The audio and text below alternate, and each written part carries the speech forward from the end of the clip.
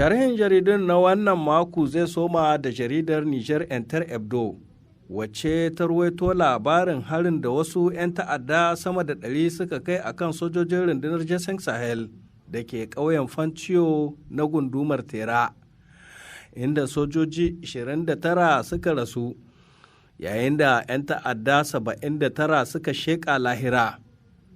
Sai dai ba a bayyana yawan mutanen da suka ji rauni ba, a yayin da a daidai wannan lokaci wasu 'yan bindiga suka bi gida-gida a wasu garuruwa 4 na karkarar Anzurun jihar Tilaberi, suna karɓar haraji a hannun bayan Allah.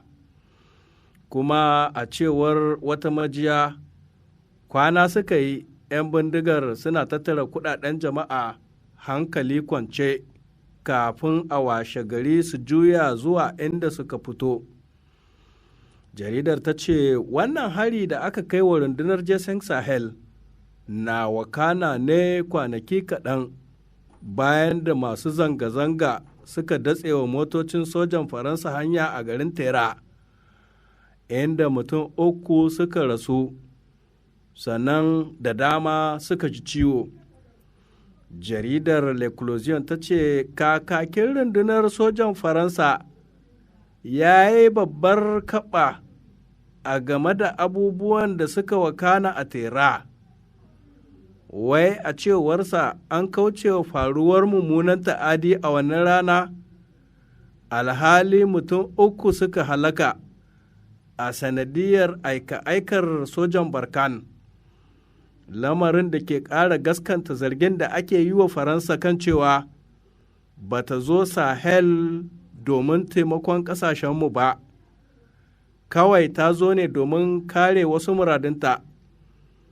Jaridar ta ce Bafaranshe guda ɗaya tak aka kashe a 1899, wato Colonel Club suka damu mutane da dram de ɗan kori, har aka mayar da shi darasin tarihi wanda ake ta karantar da shi a makarantun ƙasarmu.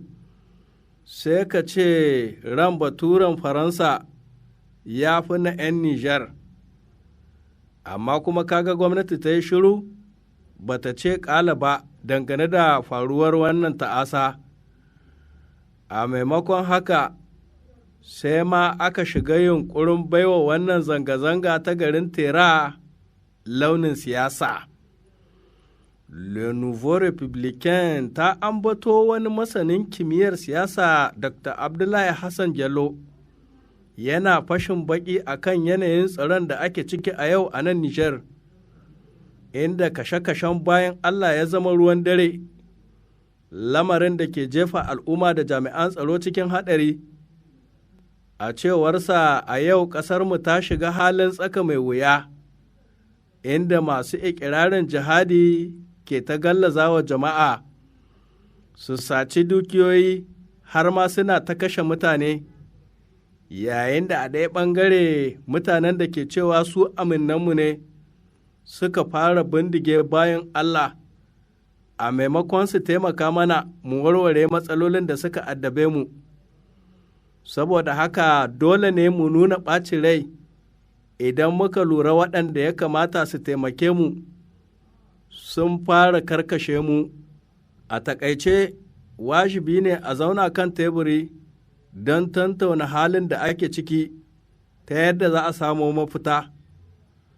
Halin dattako da sanin ya kamata su ne halayen da aka san Niger da su, kuma wannan ita ce al'adar al'ummomin nahiyar Afirka. Jaridar Le Canard Amfiri ta ce, Demokradiyyar Niger ta ƙara faɗawa cikin mawuyacin hali, kamar yadda abin ya bayyana a fili, a sakamakon matakin hana wa ƙungiyoyin kwararen hula gudanar da jerin gwano a Yamai.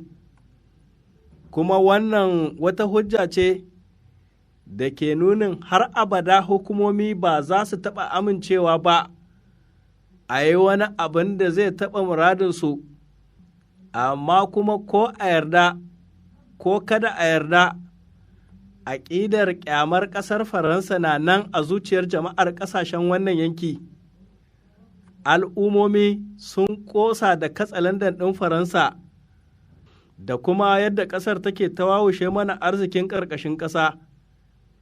Jaridar ta ce, hatta waɗanda ke mulkinmu sun yi amanar cewa Faransa tana ƙulla wa ƙasashenmu makirci, saboda haka don me ba za a jajirce a yada ɗan mangoro ba a huta da ƙuda.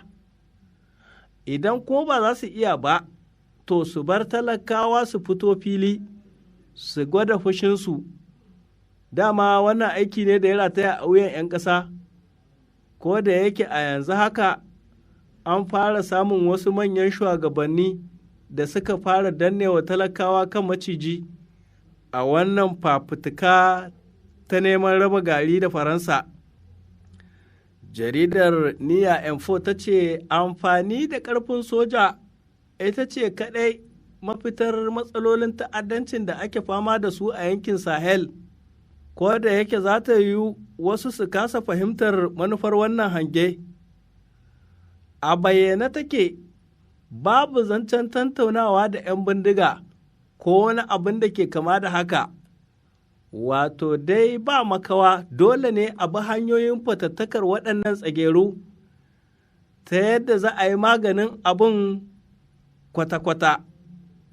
Jaridar Le Monde Aujourd'hui ta bayyana cewa hankalin shugaban ƙasa Muhammad Bazoum ya rarrabu gida biyu a tsakanin yunkurin haɗa kan jama'a da ƙoƙarin ci gaba da ayyukan da shuɗaɗɗiyar gwamnatin ta gudanar a baya, kuma a yadda ya nuna aniyar samar da wadatattun kayan yaƙi ga sojoji, kamar yadda 'yan ƙasa ke ta kira a kai, wani abu ne da ke ƙara bambanta shi da mutumin da ya gada a karagar shugabancin ƙasa, domin shi wancan a shekaru 10 na mulkinsa ba abin da aka yi face karkata akalar kuɗaɗen da aka yi tanadi domin sayan makamai.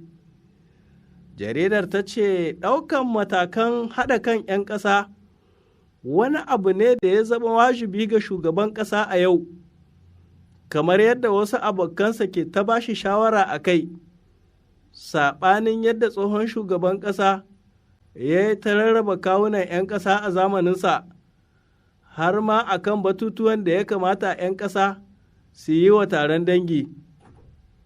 To yanzu dai watanni 4 kacal suka rage shugaba Muhammad Bazoum ya cika shekara guda a kan karagar mulki, saboda haka ya zama wajibi ya yi wasu muhimman abubuwan da za a iya sakawa a bitar ayyukan da ya yi wa ƙasa a tsawon wannan lokaci. To a nan za mu tsagaita da sharhin jaridun labari na wannan, da fatan za a kasance da mu a wani satin na gaba domin jin wani sabon sharhin da yardar Allah.